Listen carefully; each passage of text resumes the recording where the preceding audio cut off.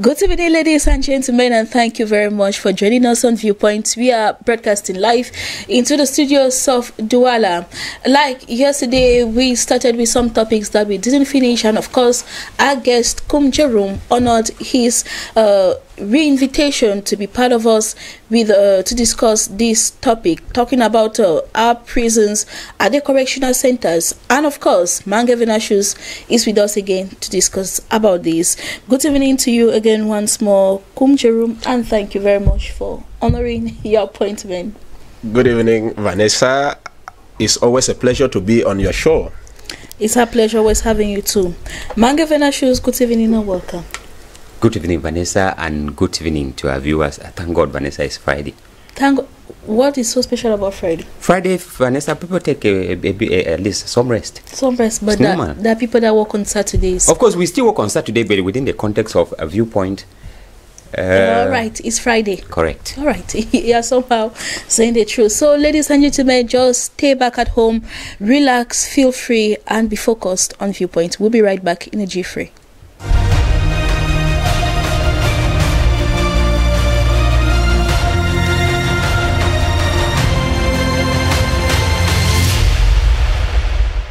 Our first question is the one that was left out yesterday. Are prisons in Cameroon really correctional centers? Jerome, maybe you must have changed your point of view. No.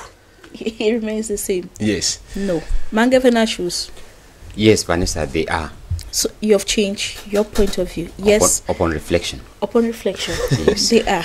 Yes. Question 2. Is the present curriculum of Cameroon's educational system in line with the 2035 vision? Jerome? I think no. He thinks no. Mange Venashus? Yes, I share the same view. It is not. It is not. Let us take the second part of the show. That is the debate.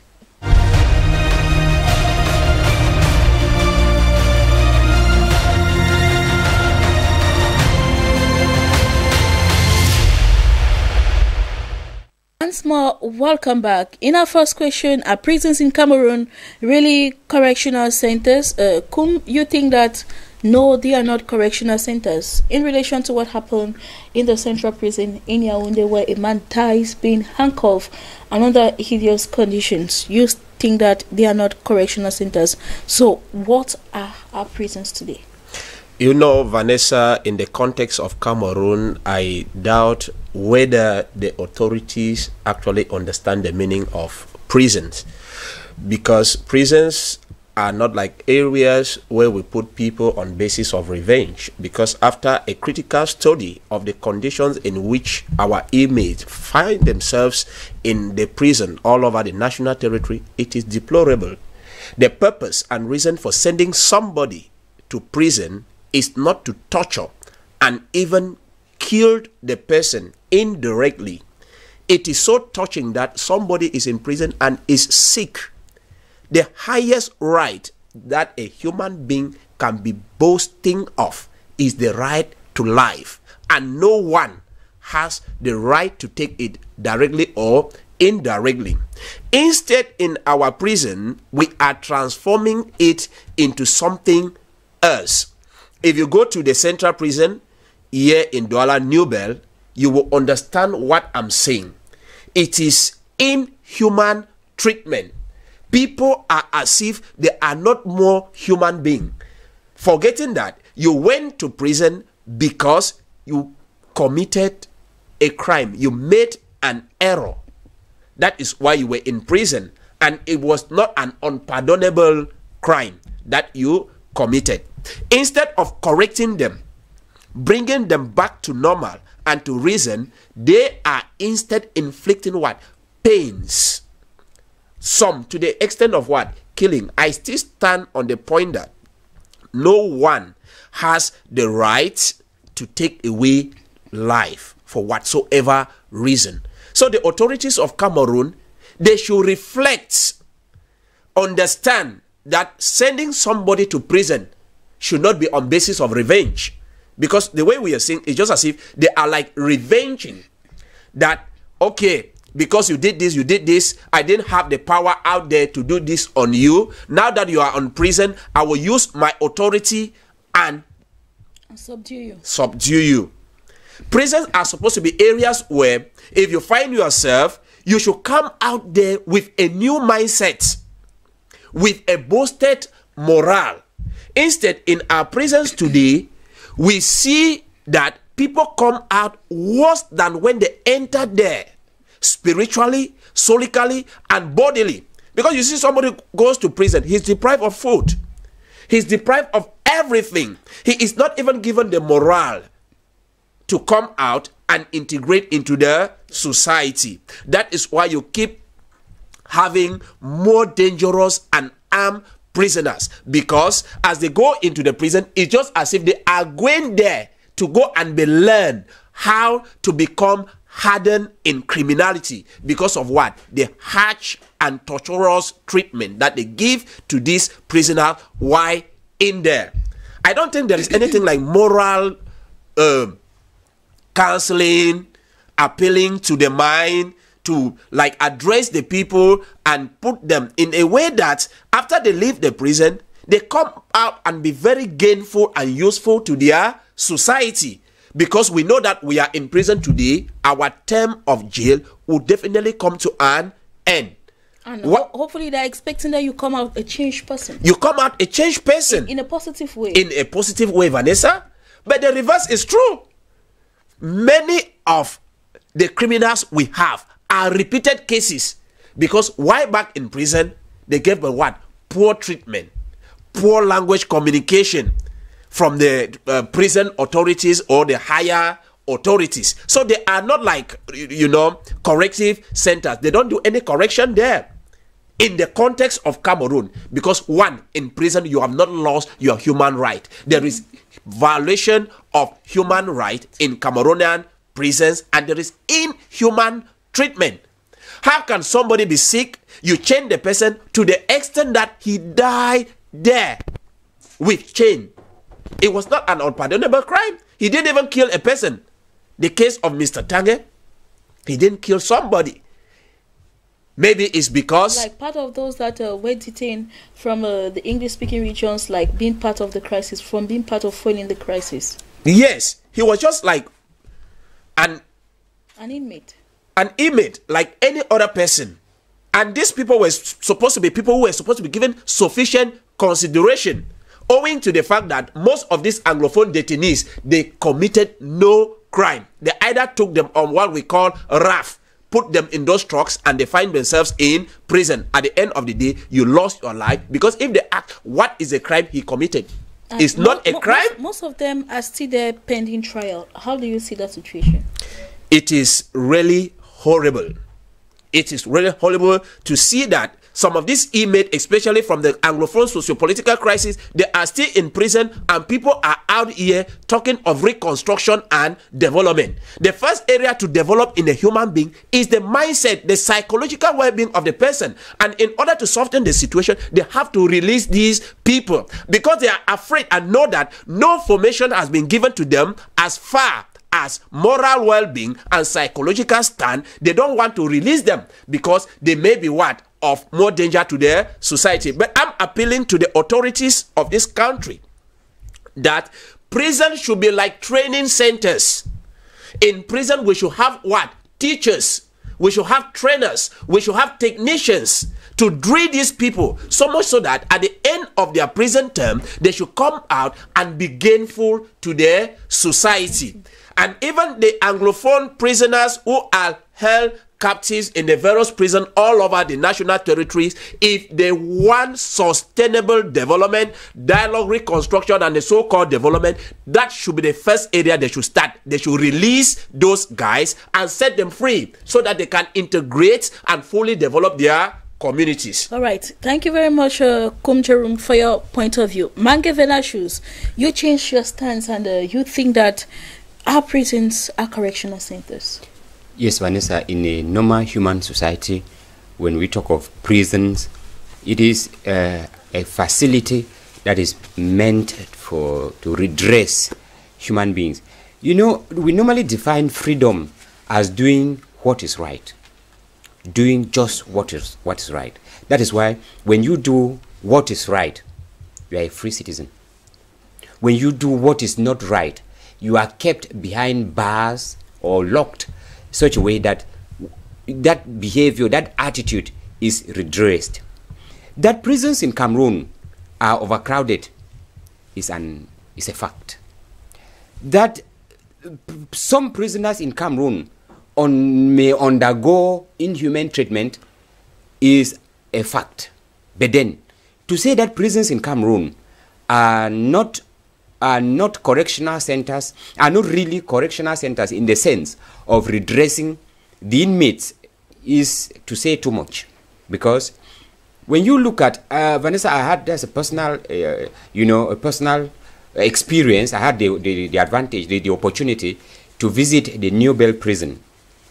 And when we got into the prison, Vanessa, do you know that there is a market in that prison?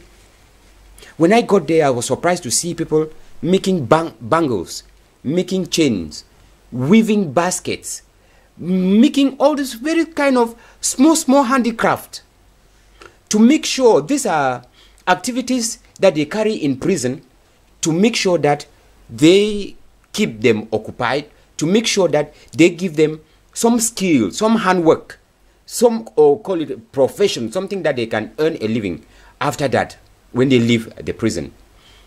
We went to the section where they keep the minors. There is a school.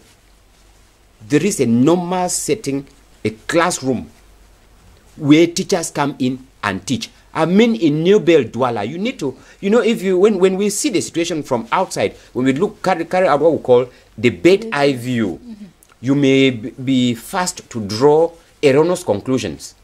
But when you have the opportunity to go into that prison, when you have the opportunity to you book for audience, the administration will take you to the various sectors. We went to the women, to the female section of the prison. There are hairdressing, a workshop with dryers, machines there to drill the female inmates who are there, to give them a profession. What are all these for? To make sure that we redress them. Because we believe that some of these acts that we commit, it is because maybe these Cameroonians were idle. They had nothing doing. But when you come out, you can earn a living. When you go to our markets here, take for example in Kulurung here, you see people who are selling rings, earrings. They manufacture them from simple iron, like blacksmith, and they manufacture them. And when you see it out, we buy. But you don't know that this is where it comes from. It would be as if only foreigners who can be moving around selling these things. When prisoners come out, they forget all about all these things, because the youths of today, they are still growing up with this concept of, taking life, having money the easier way. They don't know that you need to work. When you go out, when you go to this prison, you realize that some are being trained to be tellers. I'm talking of things I saw. I'm not talking of hearsay. Things I saw. But then we must not. Yesterday we were talking about high rate of criminality in our society. We cannot deny the fact that these facilities are not, in direct proportion with the number that is there. Because I really acknowledge from at the beginning that there is high rate, or that the number of inmates, they are more than the capacity that these facilities were supposed to handle. Is true. But then, to say that they are not being formed is not true, Vanessa, because not everybody who go to school graduate with knowledge. There are some who get into this prison, they are coming out, or they went in there with a preconceived idea of the society. It is not easy for you to redress them. Those who go into this prison, and it's just like they say, you take clay, you have clay in your hand, you can mold clay into anything. Those who go there and they dispose themselves for formation are trained. I know of people who come out, you see them selling caps, you see them selling bags, they weave bags, they use, some kind of handwork things. Most of these bags that women go with it to the market, they do them in prison. But then, another aspect that I saw there and I was so touched, there is a church in the prison. There is a church in the prison. I remember the Archbishop of Douala, every end of year, he celebrates a mass with prisons, with prison inmates in Douala. The Presbyterian Church has a congregation in prison. These are, these are areas where they try to reform these Cameroonians. Because when you go there, what is the preaching that they carry in there? To revamp their morale, to form them morally, in other words, to correct them, redress them to change from the normal life they were living. I was surprised when I went there, there was a good choir. I mean, you really see people who are, the fact that others come out, like Mr. Kum was saying, actually worse than they went in, is a fact. It's just like a normal society that we have. But then, you need to go there. When you go there from a distance, you see everything bleak. But then, find out from the administration, they will show you the various compartments, they will tell you the various activities. They play football, recreational activities. You find others, because when we went there, they were receiving one honorable who came there to give gift. You find people interpreting music. It's kind of a society, where they are trying to redress them. But then, when we say simply on a global point of view that they are not being corrected, it is too much to say so, because there are efforts that are made. Those who are ready to collaborate with the prison authorities, they are changed. They are being corrected. They come out a changed person. It is true that there are others who go there as criminals. We are not refusing the fact that... You round up with your point of view. Yes. We are not refusing the fact that the sad incident that happened in Yaoundé, that there were some, call it evidences or proofs of inhumane treatment. The Constitution of Cameroon laid down some points which, if you transgress them, you are being treated as a criminal. Remember, we are within the context of a crisis that we don't yet have full control of the crisis. So every suspect, we don't know yet. So every suspect needs to be well handled. And in such a case, handling this late Mr. Thomas the way it was, it is inhuman. It's inhuman treatment. We accept it. But then, I don't think that the aim was to kill him. If we say that some go there and they kill him, I think that it will be too much. Vanessa, there are some prisoners there. They are a threat to the lives of other inmates. And in such a case, you will not allow such a prisoner free because you are afraid to handle him. But anyway, those are exceptional cases. Those are exceptional cases, and in such cases, they need to chain them for the security of others. There are some that they are a threat, even to prison warders that are there.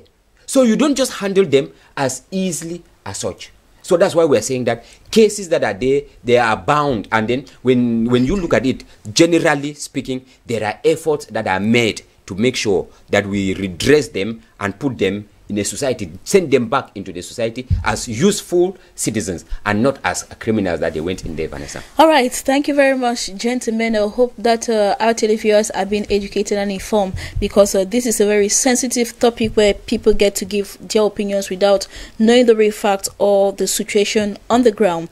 Our second question is: the present curriculum of Cameroon's educational system in line with the 2035 vision?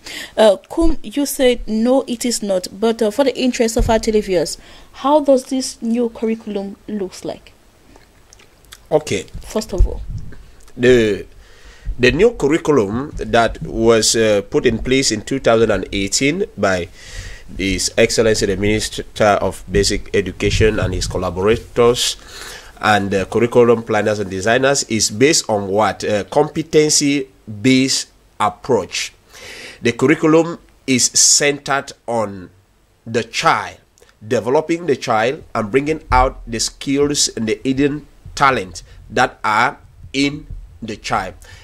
It has to do with learner-centered approach in teaching, because you remember in the past, teaching was teacher-centered. You come and lecture the materials, and the students were considered as maybe empty versus tabula rasas that you have to fill them. So, but now it is based on what? Developing the skills, the competencies, the abilities, and be able to integrate themselves actively into the society. That is the main aim of the new curriculum that was put in place in 2018. Now, saying that this curriculum may not match the His Excellency President Paul Biya's view of an emerging Cameroon in 2035 is a fact.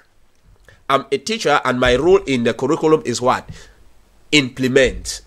And this curriculum is drawn up by curriculum development teams, and most often they always exclude the teachers who face the reality of the issue.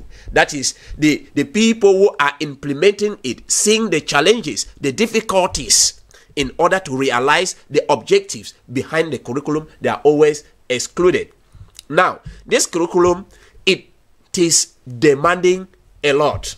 And since 2018, I will bear with you that we are barely trying to cope up with the application of the said curriculum. Why? It demands a lot of didactic material, audiovisual learning aids.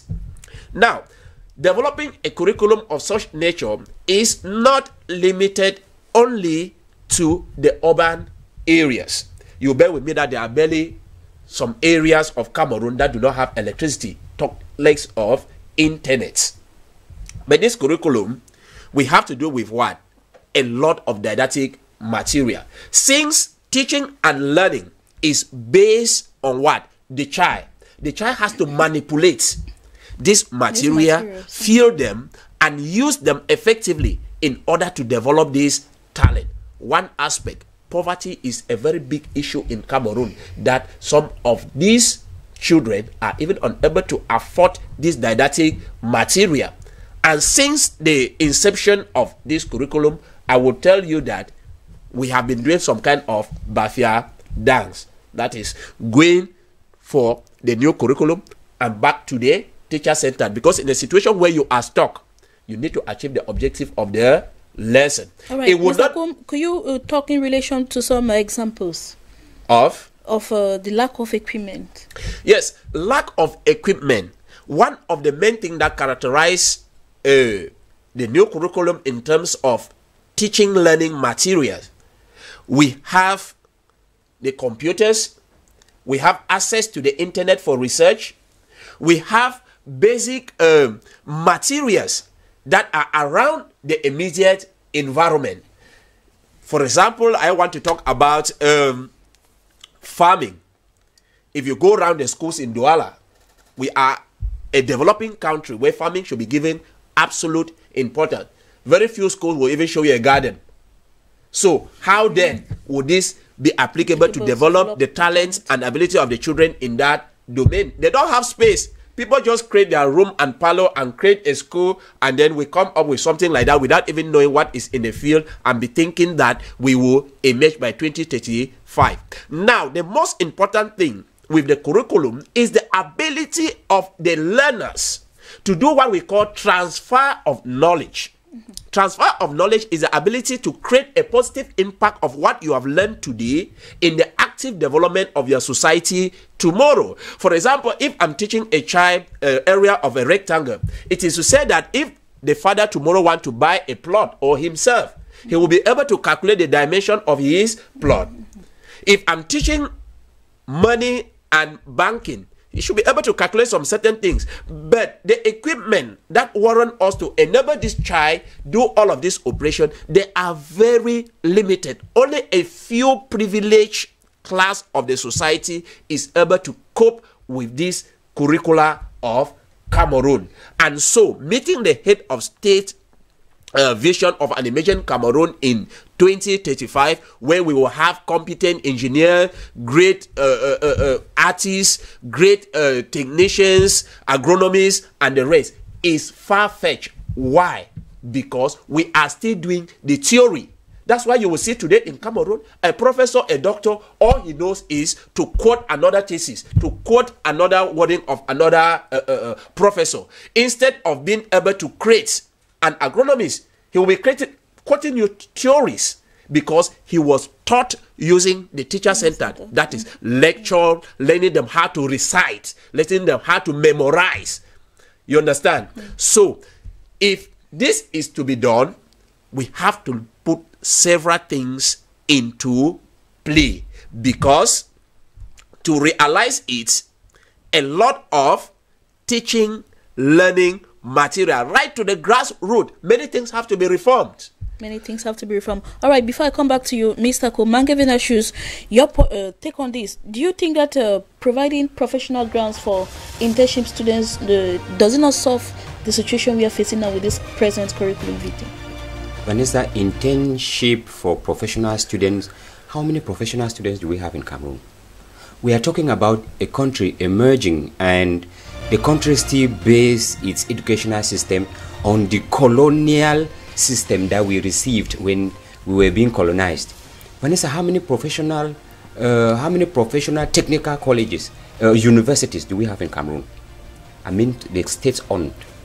These are areas that have been, abandoned to the private sector, and it is only those who can be able to afford the fee that may venture into these universities, professional universities. How many do we have in Cameroon? I mean, state-owned. For all the state universities that we have, how many of them deal with technical universities? Do we have any in Cameroon? When you look at the rate of students that go into grammar schools and the rate of students that go into technical schools, Vanessa, you see that there is a huge disparity. I remember when we were going to school, those who went to government secondary schools were those who passed the common entrance in list A. Then those of us who were dull, that never had the capacity to pass in list A, we had to go to technical schools, because you couldn't, if you never had the common entrance, you could not get into government school. So government school was like, the elitist, secondary school for those who were intelligent. Whereas in an economy that wants to progress, that privileged place is given to technical school. It is given to technical school because it is transferring technology that will lead us into emergent, yes, in 2035. Remember, we were just talking about simple tomatoes that we have in Cameroon of recent, because we are just moving out of the tomato season, where we had an abundance of tomato in the market. It was going bad because we cannot transform this tomato, to something else.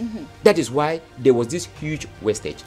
Vanessa, we are talking of importing thousands of tons of rice, whereas Cameroon has the potentiality, both manpower and the land, the resources that they can cultivate rice, but we don't have the know-how. That's why Chinese have to leave China, come and cultivate rice here in Cameroon, take it to China, and then import it back to Cameroon. We have Sonara.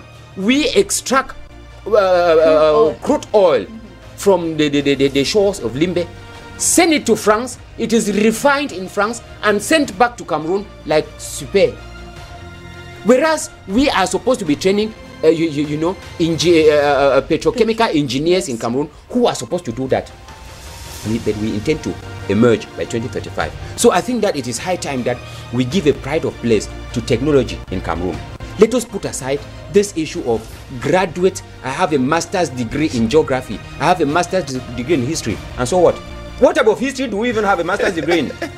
Which type of history do we even have? That Napoleon did this in France. The World War did this in... But when we ask about the history in Cameroon, we give you we need history to construct the present history that we are having today. Vanessa, we are talking about emerging, not historically. We are talking about emerging, and what will take us there is not history. What will take us there is technology. That is why China at this time, where Cameroon was some 30-40 years ago, they just have 40 years, and where they are, Cameroon may take light years to reach where they are. Why? Because the telephones that we have, they are being fabricated by secondary school students. All right. And that way, that university students in Cameroon are able to do that in Cameroon. So I think that we should give a pride of place to technology. Let us valorize technology in Cameroon and keep aside this colonial mentality of a bachelor's degree. What are we doing with a bachelor's degree? All right. You cannot thank you very much. You cannot make toothpicks in Cameroon, Vanessa. Mangevinashus, thank you. Thank you. Yes, we'll go to your point. Mr. Kum, we are concluding because we're running out of time. Just 1 minute. Yeah.